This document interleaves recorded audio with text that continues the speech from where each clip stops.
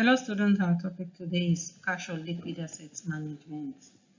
And this topic actually lays the foundation for maintaining adequate liquidity so as to be able to meet our everyday expenses and avoid situation where you have to sell maybe some other assets for you to be able to meet up with some emergency expenses. So the topic is very important, and we all know that cash or liquid assets is very necessary. Apart from meeting our day-to-day transaction of being liquid, the management is also very important so that you don't get to mismanage your funds. At the end of today's class, we are expected to be able to, one, manage your cash and understand why you need liquid assets. To automate your savings, you're expected to know how to automate your savings, to choose from among different types of financial institutions that provide cash management services, and compare the various cash management alternatives. Apart from the aforementioned learning objectives, we are also expected to know how to compare rates on the different liquid investment alternatives, establish and use a checking account, and lastly, transfer funds electronically and understand how electronic fund transfers, as EFTs, work. Actually, for most of these activities or learning outcomes or objectives, I think some of us, or if not all of us, will have been familiar because these are things we do on a normal basis, like on a day-to-day basis. So some of them or most of them are things we are actually familiar with. So as we go on, we'll get to discover this. Liquid assets are a necessity of personal financial management. They are very, very important. It's very vital for us to have liquid assets. Liquid assets could be in different forms. It could be in the form of cash on hand, where you have your money in the form of cash. It could be cash in bank deposits. You may have some, some amount at the bank, or assets that can be easily converted to cash. All right, assets that are easily convertible into cash. So all these are forms of liquid assets, and they are very necessary for us to be able to meet our personal and financial needs. Without these liquid funds, you may have to compromise your long-term investment to cover unexpected expenses. If you don't have a certain amount or a certain percentage of your income that is dedicated to be in this liquid form, such that you'll be able to meet your day-to-day activities or expenses, then it will come to a time where you will now need to compromise your long-term investments, what you've invested, for some other purposes. You now have to convert that to cash or liquid form for you to be able to meet some unexpected expenses. And at the end of the day, this could ruin your financial plan if you don't manage the liquid funds effectively. By the time you now dig your hand into the money that you've invested for another purpose, and you've now used that for the purpose of your financial or your liquid asset management, then it's going to really affect your financial plan. How do we go about managing our liquid assets? We've mentioned that it could be in the form of cash, it could be cash in the bank, or any asset that can be easily convertible to cash. So talking of cash management, the management of cash and near or liquid assets is actually what is required. So you need to manage your cash. You need to know how much you would keep in the form of cash, how much you keep in the form of maybe other assets, whether easily convertible to liquid assets or your long-term investment. So it's part of management to be able to know what part or what percentage or what proportion of your finance should go to the liquid assets. Making choices from among alternatives, maintaining and managing the results of those choices is also very vital when it comes to managing your liquid assets, because there are different forms, like I mentioned earlier, and there are even different alternatives. Right, you have different choices of how you can manage or keep your finances. So you need an understanding of these two to be able to, juxtapose. Liquid assets can be cash and investment that can easily be converted into cash, like I mentioned earlier, and they are low risk and low return. But the more the cash you have, the more you are tempted to spend. That is another thing. So you should really be able to, forecast how much, or predict how much, or estimate how much you'll be needing in the form of cash, or something liquid that can be easily converted into cash. Without that, the more you have, the more you are tempted to spend, and that is why some people just purchase even items that they don't need just because they have the cash on them. So this is very, very important. It's very, very vital that you know how to manage your liquid assets, so you don't just buy what you don't even need. Automating savings. How do you automate your savings? The basic idea here is for you to just pay yourself first. Once you are getting your income, you have it depends on you, it depends on what you prefer or how you prefer it, but the main thing is for you to pay yourself first. Dedicate a particular amount for yourself. Have savings automatically deducted from your paycheck. All right, that's paying yourself first. It could be perhaps you want to keep it in the form of cash, or you want to just find a way of taking care of yourself first. All right. Automatic savings are not in liquid reserve, therefore they are likely to spend that money. You are likely to spend the money actually, but the earlier you start to save, then the earlier it is to achieve your goals. That is related to the principle of time value of money. Like we all know that the value of money today is worth more than its value in the future, in the nearest future, let's say tomorrow. So because of interest rate and some other factors. So automating your savings basically proposes that you pay yourself first. All right, you want to have a certain percentage of your income that you want to keep for yourself to meet your immediate needs.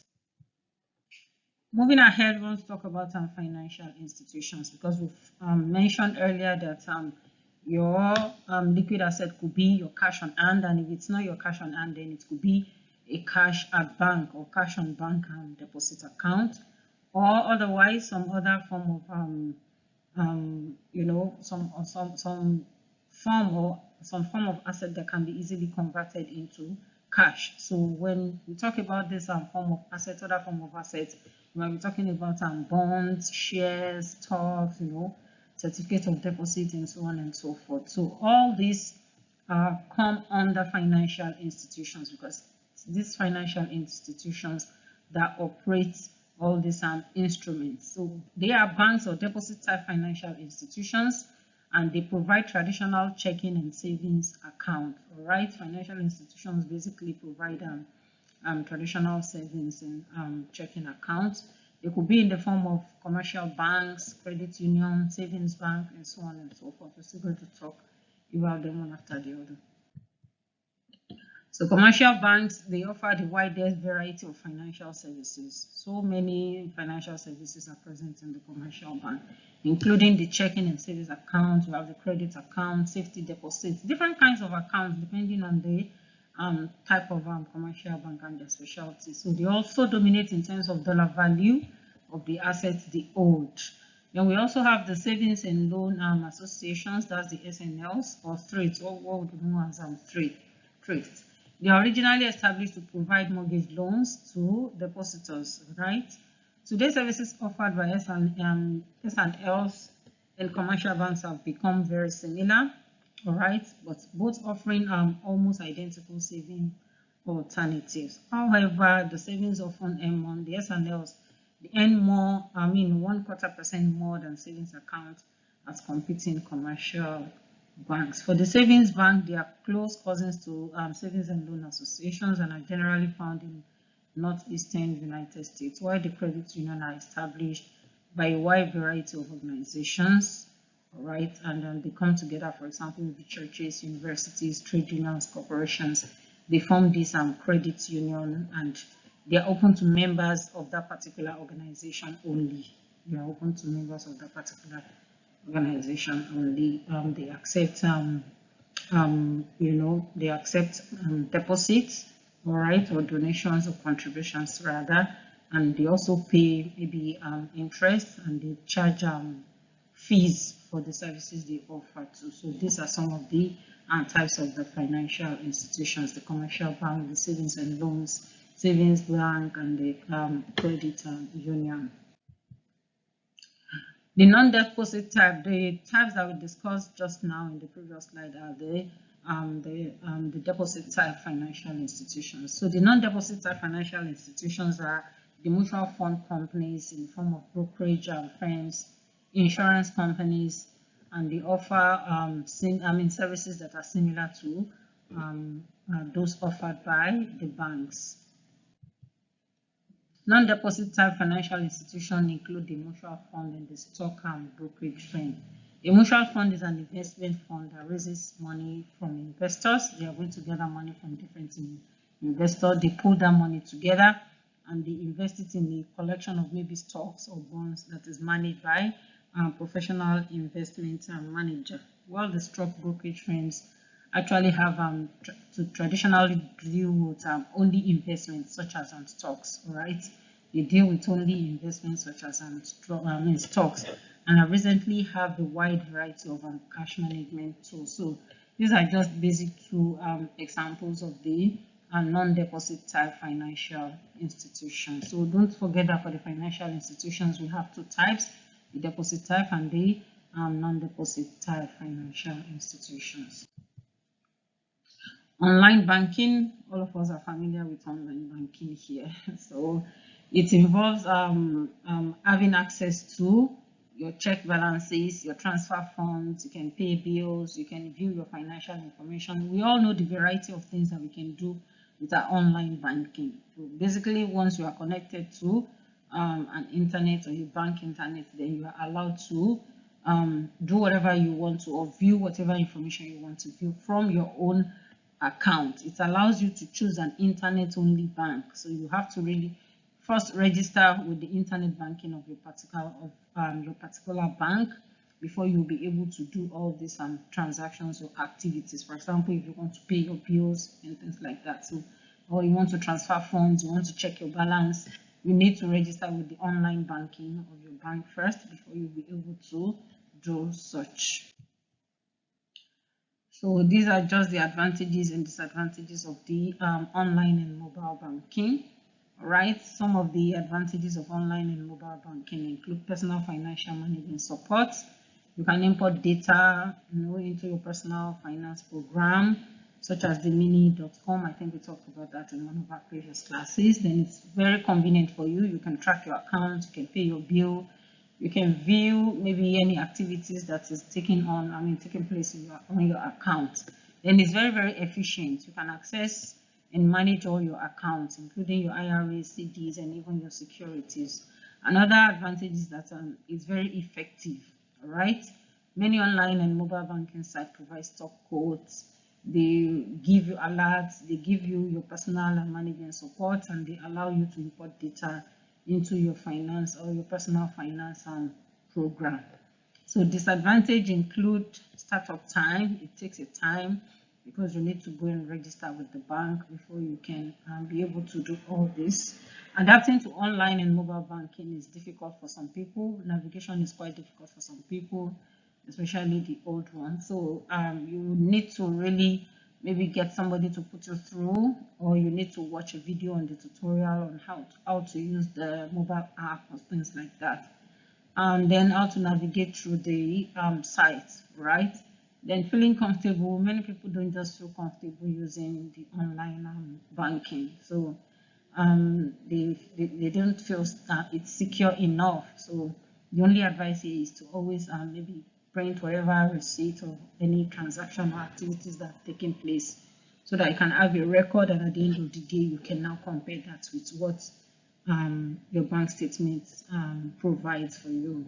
Then the customer service, there is a poor potential of customer service because you don't even get to deal with them directly, unlike the physical banking kind of arrangement. So you are doing online, even the customer service is also provided online. You have to call for them to be able to assist you to do whatever you want to do, and at the end of the day you might still even need to visit your own bank. That's where you actually opened your account for some issues to be rectified. So on a general scale, the customer service may be rated as poor when it comes to online and mobile banking. What to look for in a financial institution? Now you want to engage yourself, you want to maybe you need the help, or you need to use a financial institution. What are those things that you need to look out for? The first is which financial institution offer the kind of services you want and you need.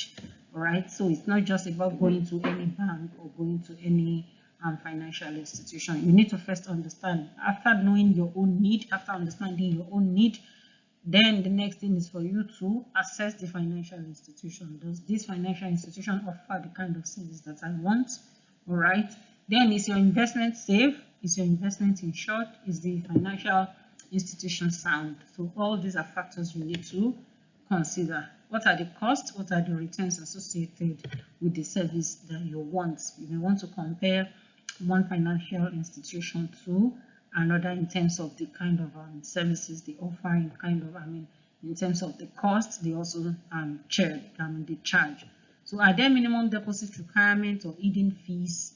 There are times that some fees may be hidden, that they may not be disclosed perhaps on the website or at the point of opening the account, so you may now get to know them as time goes on. So this might also affect your finances, so it's better to look or get information, try to find out as detailed information as necessary for you to be able to decide the financial institution that you want to engage with. Cash management alternatives. There are different alternatives for you to manage your cash, all right? Like we mentioned before, that if you don't want your money to be in the, your money could be in the form of cash or the form of near cash. Other things, maybe bank deposits or other assets that can easily be converted into cash. So the alternatives that we have for cash management includes the checking account. Some call it current account, right, in some cases. Basically, this account involves the use of a check, which is a written or document, a written detailed document that is signed, or instrument that has been signed and direct a particular bank to pay a specific sum of money to the bearer. So when you're using this kind of account, you're expected to pay. You pay some charges for these services. So the advantage is that it's liquid, it's safe, it requires low minimum balance, and it is very convenient. All right, it's non-interest bearing demand deposit, and the interest bearing includes the negotiable order of withdrawal account. Among the disadvantages of the checking account is that a minimum balance is required. There is a monthly fee or charges that you are expected to pay. Some of us are familiar with this. When you are operating a current account, the bank charges you. All right. There is also an opportunity cost, and the interest is less than the alternatives. Apart from the checking or current account, we have the savings account, all right, or the deposit account. And some of the advantages is the fact that it's quite liquid. You can easily convert your money to, convert whatever you have to money. It's safe, it's federally insured, and it earns higher interest than the checking account.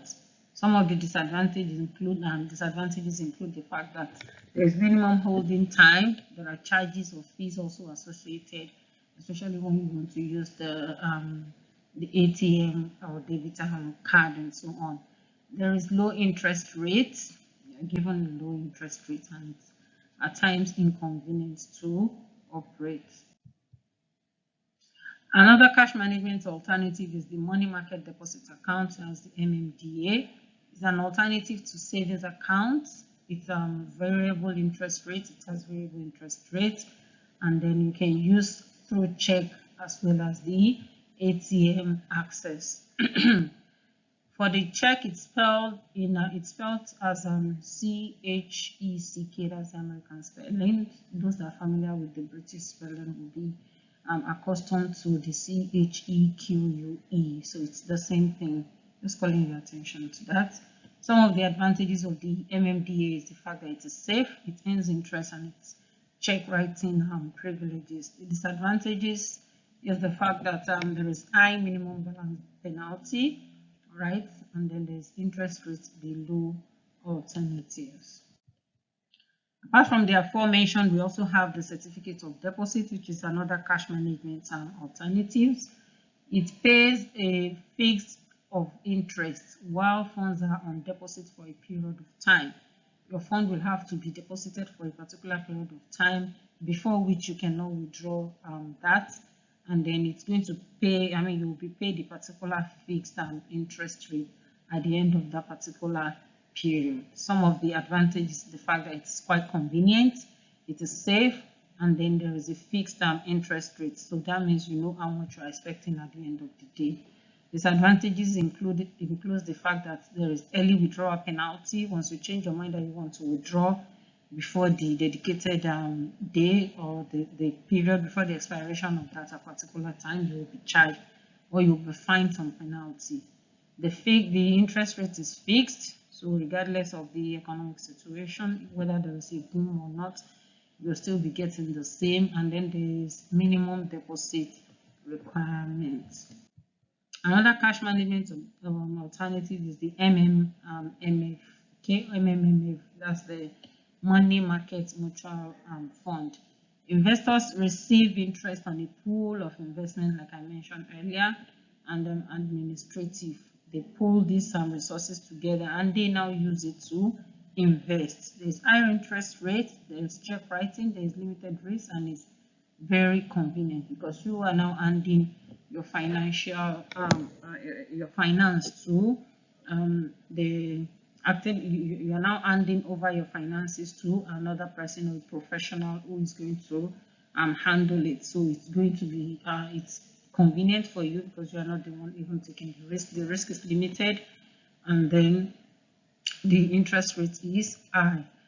The disadvantages include the fact that there are administrative charges that are applied, right? Administrative charges are being charged. There is minimum initial investment, and it's not insured. And then there is the fact that there are minimum checks available.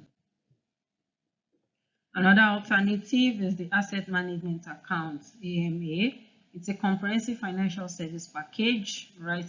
Including your checking account, your credit card, your MMF, etc. They are offered by a brokerage firm, right? One of the advantages that they provide the monthly statement. There is the coordination of money management, checks, high return, and the fact that it's also highly convenient. The disadvantages include the fact that it's very expensive, it's costly. There is minimum initial investment, and it's not insured. So that should be taken into consideration as well.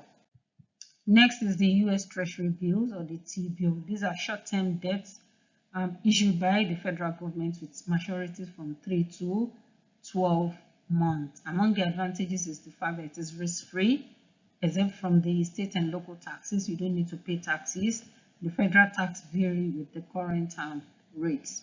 The disadvantage is the fact that it's low on in terms of the rate of return. The rate of return that you'll be getting is low. But for the fact that it is risk-free, might make it worth it because it's even being issued by the federal government, right? It's issued by the federal government. Lastly, on the cash management alternative is what is known as the U.S. savings bonds. These are Series E and I bonds that are safe. They are low-risk saving products issued by the Treasury with low denominations. Among the advantages is one, it is safe, affordable, there are no taxes, it's convenient. You can you can redeem it at any time without any charges, and then no commissions or fees. All right. The disadvantages include one, it is there is low liquidity, long maturity. The maturity is it takes a long time, and there is also semi-annual compounding. So those are the various cash management alternatives that we have, especially in the United States. Comparing these cash management alternatives now, you can compare the interest rates. So you use the annual percentage. You've mentioned about 8 of them, if I'm not mistaken. So if you want to look at this or each of them critically, you want to compare them. So these are some of the things that you need to take into consideration. First is the interest rates. You can compare their interest rates using the annual percentage yield to compare. That is the APY. Another alternative is for you to consider the taxes. All right, the taxes affect the real rate of return that you'll be getting on your investment. So it's better to consider the taxes that are charged on each kind of cash management alternatives. Then another thing is that you should also look out for safety. Some are some are federally insured, some are not insured, some are maybe states insured or something like that. So some may just be better than the others in terms of their safety or in terms of their insurance. So like the FDIC now, that's the Federal Deposit Insurance Corporations. They are in charge or they control the deposit at commercial banks. We also have the National Credit Union Administration, that's the NCUA, which monitors that of the credit union, and the MMMF, that's the Money Market Mutual Fund. Although they are not insured, but they are diversified. So you may want to consider these three factors when comparing all the alternatives for you to be able to make the choice that you feel more comfortable with. So these are the different kind of management cash management alternatives that we've discussed in the previous slide. In order for us to save time, there is no need to repeat this. I've only mentioned the management technique. We have the checking or demand deposit account, like I mentioned earlier, where you use checks. All right, you use checks to order order a bank to pay a specific amount to a particular named bearer. Otherwise, we also have the savings or time deposit account, we have the check deposit, we have the money market deposit, and we have the money market mutual fund. So also we have the asset management account, we have the US treasury bills or T-bills, as well as the US savings bonds. We've talked about the advantages as well as the disadvantages in the previous slides too. Establishing and using a checking account. How do you use a checking account? Like I mentioned earlier, it's just basically the use of checks, like a current account where you even need to pay for certain services. Choosing a financial institution, you have to consider factors such as the costs, the convenience, the consideration, as well as the safety. This has been mentioned. In balancing your own checking account, you have to keep track of every transaction, every check that you issue or every check that you receive. So you have to keep track of all these transactions. At the end of the day, you compare the monthly statements with the register, then you reconcile the register balance with the bank balance. You have your own register where you keep this track of every transaction. At the end of the day, the bank is also going to provide you with a monthly statement. So you can now use this monthly statement to compare. You compare what you have on the monthly statement to or with that of what you have in the register balance. So at the end of the day, you can now see if you'll be having the same thing or not. These are the 3 C's of choosing a financial institution. The costs, like I mentioned earlier, and this includes the fees, the rates, the minimum balances, and the per check charges. The minimum balances is the amount that you are expected to have in your account at the minimum. Then in terms of the convenience, you may want to consider the location of the bank or the financial institution. You may want to consider the access to ATMs, because if you are not using the ATM of your particular bank, of course you can use the ATM of other banks, but you'll be paying charges. So you may want to consider that too. So proximity to ATM or access to ATM is also another factor of convenience to be considered. Availability of safety deposit boxes, availability of direct deposit services, Availability of overdraft protection. So all these are factors of convenience that should be put into consideration. Then other consideration include personal attention provided by the bank or the financial institution, or financial advice that you are comfortable accessing. Then don't forget that it's also very important to consider safety. All right, apart from the cost, convenience, consideration, those are the three C's, and you have the S, which is the safety. That's the final consideration. You want to check whether the institution is governed by the Federal Deposit Insurance or other institutions. Overdraft protection and new rules for debit ATM cards.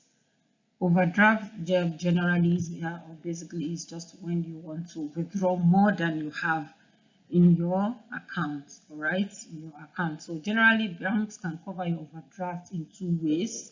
The first is the standard overdraft practices.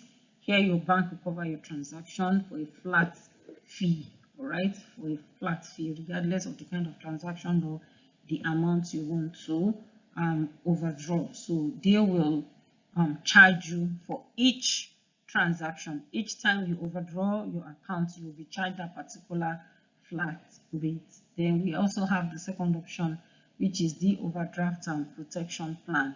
Your bank may offer a line of credit, a credit card, or a link to your savings account to cover transactions when you overdraw your account. So basically those are the two types of overdraft protection. The rules for your debit and ATM overdraft. One of the changes that came out of the recent financial crisis deals with the new rules for ATM and card overdrafts. So you make your choice. In the banks, some banks, in the past, some banks automatically enroll you in maybe standard overdraft practices and other options. But under the new rule now, you must first get you must first give them your permission, right? You must opt in or you accept the terms and conditions for you to be able to apply the overdraft or policy. At times you want to use the ATM of another bank, then you get a notice that okay, you'll be charged this amount, and they'll ask you, do you still want to continue? Then you need to actually click yes for you to be able to do that particular transaction. So you choose now. The option is yours whether you want to use it or not. Then existing accounts also is another rule for ATM overdraft. If you do not opt in or agree, your bank standard overdraft practices won't apply. If you do not agree, like I mentioned earlier, this transaction typically will be declined when you don't have enough money in your account. For new accounts, if you open a new account, your bank cannot charge overdraft fees for everyday debit card and ATM transaction unless you opt in. So before you can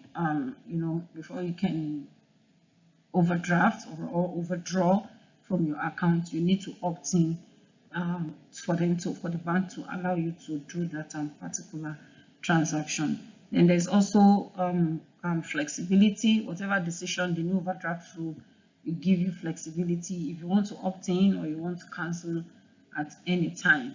Checks and automatic bill payments. Of course, this rule do not cover checks and automatic bill payments that you have to set up for paying your bills, such as your mortgages. They are not applicable for such purposes. So here is a worksheet for balancing your checking account. Don't forget that we said you should compare what you have in your register with that of the bank. So in recording your check register all items that appear on the monthly statement received from the bank, and you also record those that are withdrawn from the bank or so. So in your checking register, you check off deposit or credit. I have an Excel file on this that will be attached to the portal, so you can also use the Excel file. I did an example or so in the first section. So try to enter some amount and you'll see that it will be automatically balanced. So you have your outstanding, for example, in this section, you have your deposit and credit, and in section B you have your outstanding checks and deposits. So at the end of the day, you are going to have your adjusted balance here, where you net off the deposit from your outstanding, or you get the net of your outstanding from your bills. Excuse me, that's when you have your adjusted statement balance. So here it is. You have your ending balance from the bank statement. The bank is going to send you a statement, a bank statement at the end of every month, where you add it to the total deposit and credit since the bank statement date, and then you less all the outstanding checks and debits. So after doing that, you get, or you arrive at, your adjusted statement balance. Moving ahead, we want to briefly discuss about other types of checks. All right, checks as in CHEKS or CHEQUE. That's the instrument that is used in the current account. So we have the cashier's check. That's a guarantee by the banking institution. It's guaranteed by the banking institution and signed by a bank cashier, which means that the bank is responsible for the fund. Another one is the certified check. For this certified check, it is being verified that the drawer's account has enough fund. You certify that the drawer's account has enough fund to honor the amounts that they have been ordered to pay or to transfer.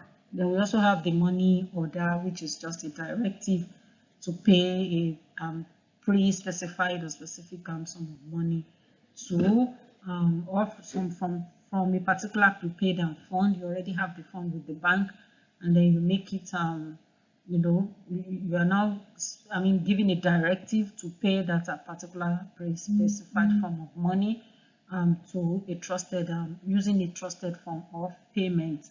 Lastly is the traveler's check. So this is just a medium of exchange, especially for travelers, that can be used in place of currency rather than carrying currency about. ETF, that's electronic fund transfer. That's any financial transaction that take place electronically. All right, it's a form of or it's called EFT. Sorry, that's the electronic fund transfer.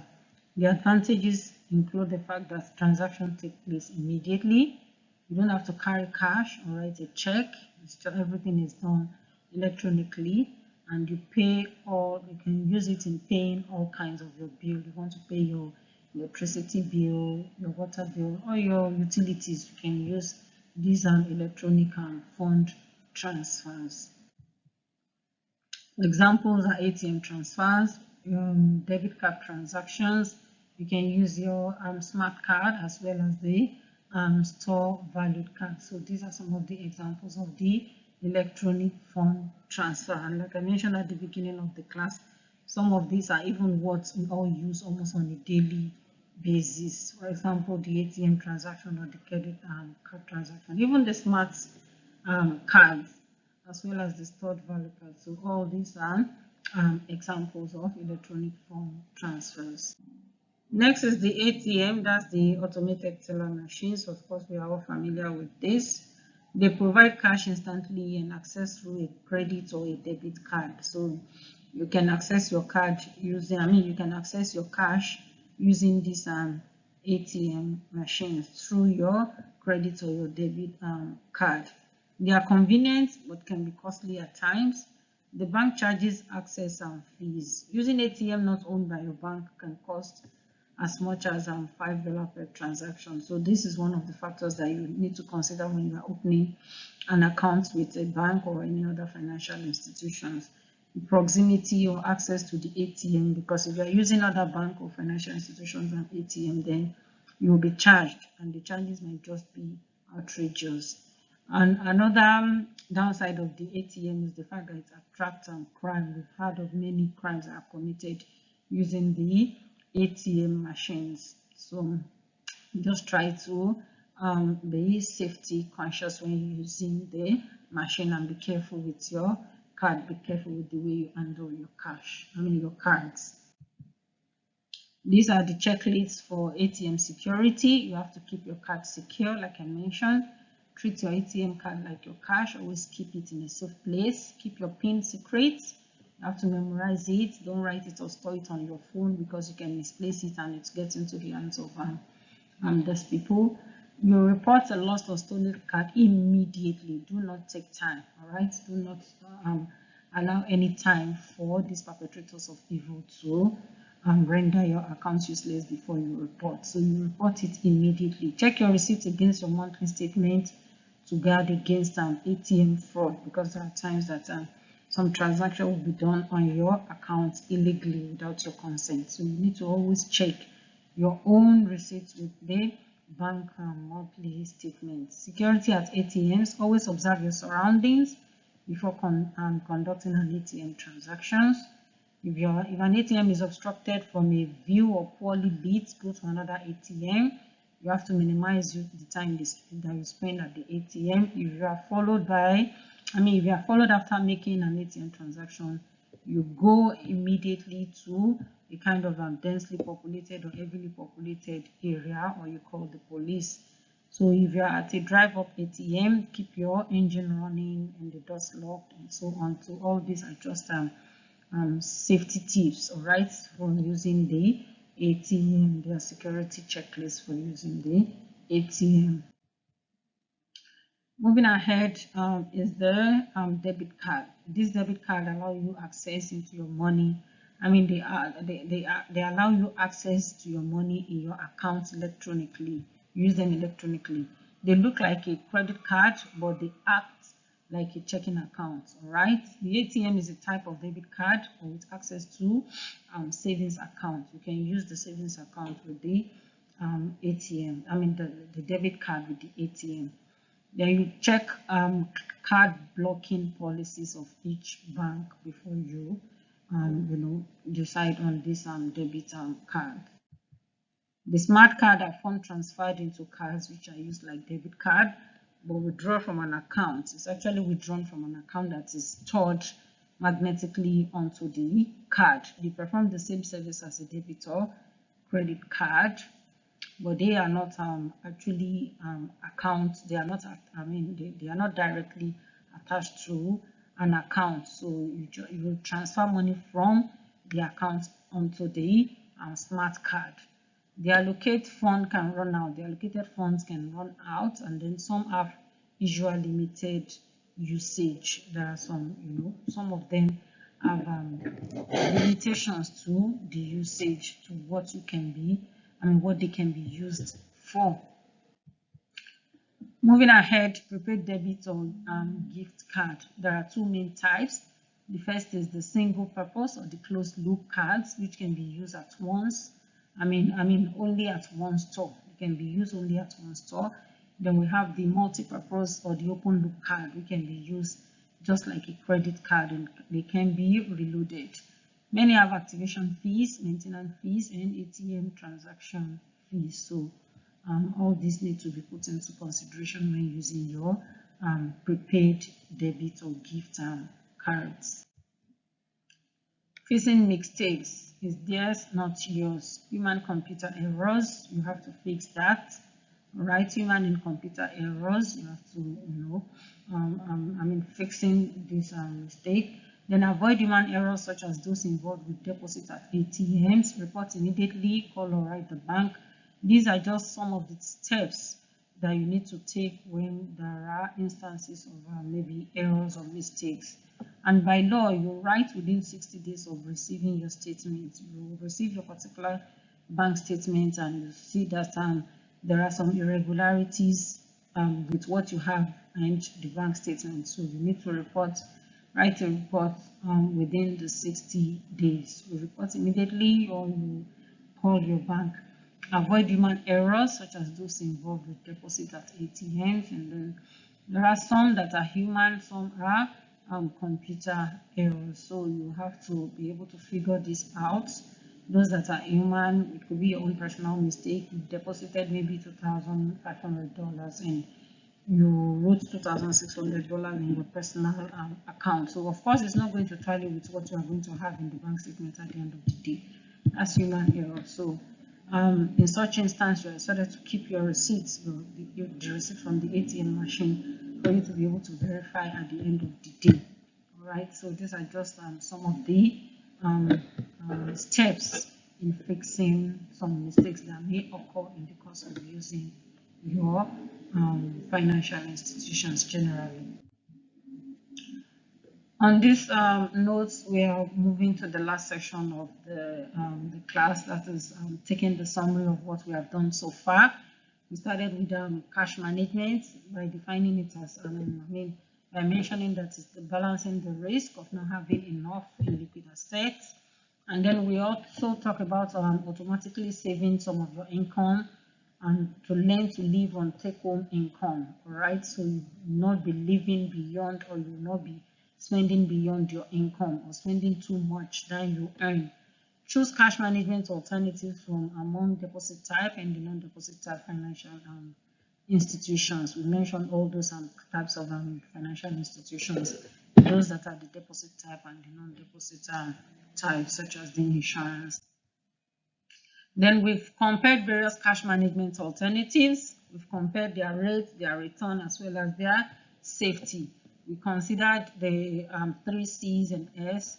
That's the cost, convenience, consideration, and safety. And lastly, we talk about electronic fund transfer transaction and the fact that they occur immediately, and the transactions or the mistakes that occur should be avoided or reported immediately. All right, when you notice any transaction or irregularities in your account, you have to report to the financial institution immediately so that action can be taken. On this note, we've come to the end of our class for today. Hope you sure had a nice time. Thanks so much for your time listening or watching this video. Hope to see you again next week again, inshallah. Before then, please do take care of yourself and stay safe. Bye.